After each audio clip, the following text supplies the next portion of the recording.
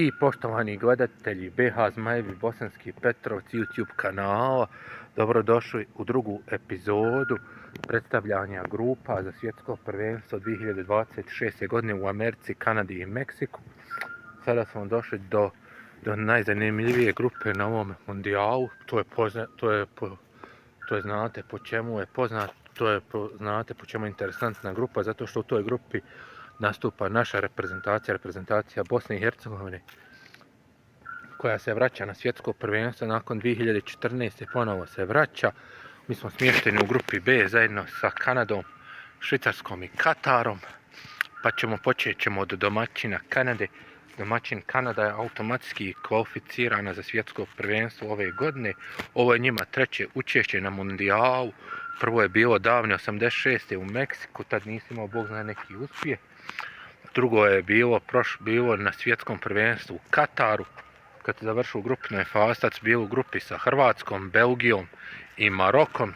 Tada su čak vodili protiv Hrvatske, Kanada i vodila, ali je na kraju doživjela potpunu katastrofu, izgubili su sa 4-1. Kanadu ne treba toliko olako shvatiti da je to neka reprezentacija koje se ne more se igrati Kanade, i Kanada ima dvojicu dobri, ima 4 igrača koje ja dosta dobro poznajem. Prvi je igrač Bayerna, Alphonso Davies, ali po internetu čitam da je on povrijeđen i za njega je svjetsko prvenstvo završeno. Drugi je bivši igrač Lilla i današnji igrač Juventusa, to je Jonathan David, njihov napadač, njihov glavni napadač, zaista dobar igrač, ima brzinu, ima tehniku. Treći igrač igra u susjedstvu, igra u Hajduku iz Splita, to je Roko Šimić, on je zapravo Hrvat koji je trebao da nastupa za reprezentaciju Hrvatske, već ga je zvao i Zlatko Dalić, ali on odbio poziv i priključio se reprezentaciji njegovih roditelja u Kanadi, gdje i odrastao, i za tu reprezentaciju će igrati na svjetskom.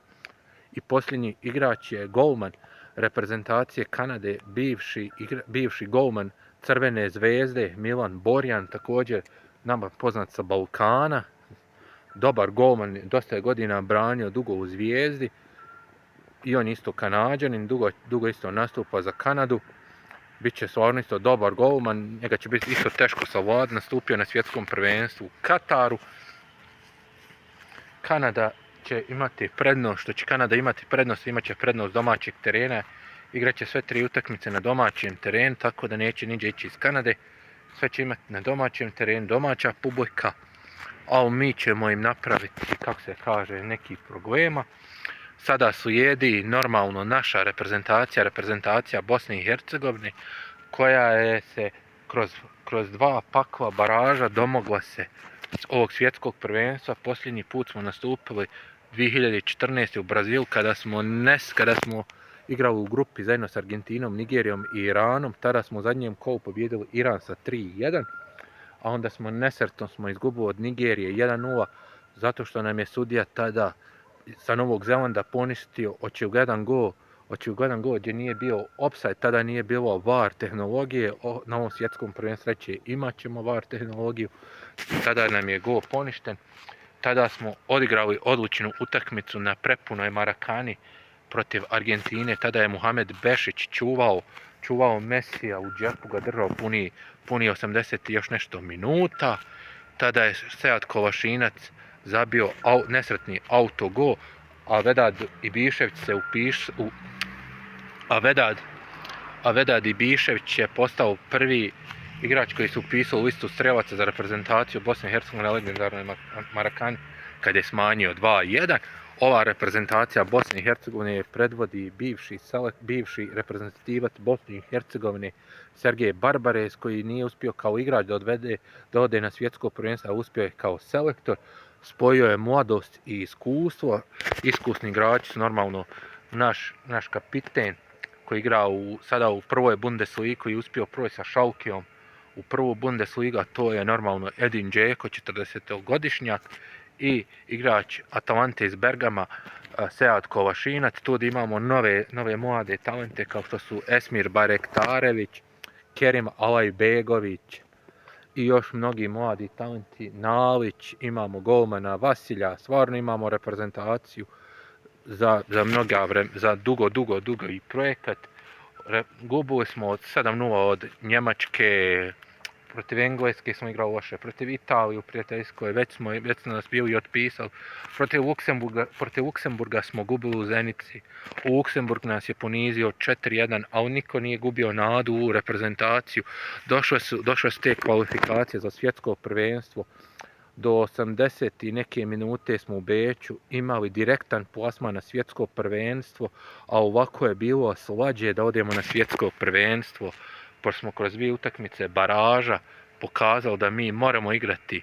Prvo smo u Cardiffu, u Walesu gubili 1-0 i onda se pokazao Edin Dzeko u 83. minuti kada je zabio gol za 1-1. I onda nakon izvođenja penala Bosna i Hercegovina, zahvaljujući Kerimo Alajbegoviću, osigurala je finale baraža za svjetsko prvenstvo pred domaćom publikom u Zenici na Bilinom polju, gdje smo pobijedili bivšeg svjetskog prvaka i evropskog Italiju, gdje smo i nadigrali. Stvarno, niko nije nadigrao Italiju ko što je reprezentacija Bosne i Hercegovine u ovome finalu baraža. I gubili smo i tu 1-0 golom Mojzeja Kina, ali nas je tu vratio Haris Tabaković, zabio je pogodak i onda nakon serije izvođenja penala ukupni 4-1 Bosna i Hercegovina se kvalificirala na svjetsko prvenstvo. Tada 1. aprila, mislilo se da je 1. aprilska šala, u Bosni i Hercegovini tu noć je bilo ludilo, mi smo svojima igračima u 3 ujutru na radni dan napravili doček ispred vječne vatre u Sarajevu. Stvarno je bilo fenomenalno tu noć gledati. Sada treća reprezentacija je reprezentacija Švicarske, koja je stvarno isto dobra reprezentacija, sa njom će biti borbe za to drugo mjesto u grupi. Švicarska je od 2006. pa sve do 2026. stalni učesnik svjetskog prvenstva. Prolazili su oni grupne faze, ali uvijek su zapinjali u osmini u četvrtini finala. Eto, pamti se i pobjeda protiv svjetskog prvaka tadašnjeg Španije u prvom kolu, kada je Švicarska u Južnoj Africi iznenadila Španiju i pobjedila, a nakon toga nisu uspjeli proći dalje. Tada je Španija uzela titulu svjetskog prvaka. Švicarska je dobra isto reprezentacija, ima i stvarno isto dobrih igrača. Švicarsku selektor predvodi Sarajlija Vladimir Petković, Murat Jakin. Da, bivši igrač Basela. Švicarska je kvalifikacije prošla neokržnjena, sve same pobjede u toj grupi. Zaista su napravili odličan uspjeh, plasirao se na svjetsko prvenstvo. Švicarska nije loša reprezentacija, imaju Kobela, imaju Akanđija, imaju stvarno dobri igrača s kojima se Švicarska jeste isto dobra reprezentacija, ali vidit ćemo. I posljednja reprezentacija u grupi B je selekcija Katara, koja je po drugi put na svjetskom prvenstvu nakon što su bili domaćini 2022. u Kataru, i ta će se pamtiti svjetsko prvenstvo da se igralo i u decembru i da je jedina reprezentacija domaćin koja u grupnoj fazi ni jedan bod nije osvojila, zato što se igralo u grupi A zajedno sa Holandijom, Senegalom i Ekvadorom. Tad nisu osvojili ni jedan bod i to će ući u historiju da su prva reprezentacija koja nisu osvojila ni jedan bod. Zanimljivo će to biti to prvenstvo što se igralo sve u jednom gradu, stadioni su bili jako blizu. Selekcija Katara je spoj stranaca i domaćih igrača. Selektor, ja mislim, Španac, ako se ne varam. Pa reprezentacija koja u grupi, eto, prošle su te zahtjevne azijske kvalifikacije, zato su tu na svjetskom prvenstvu Kataru, u Kanadi, SAD-u i Meksiku. Prošle su tu grupu, prošle su te kvalifikacije, izbacili su Ujedinjeni Arapski Emirati i našli se na mundijalu zasluženo u ovoj grupi.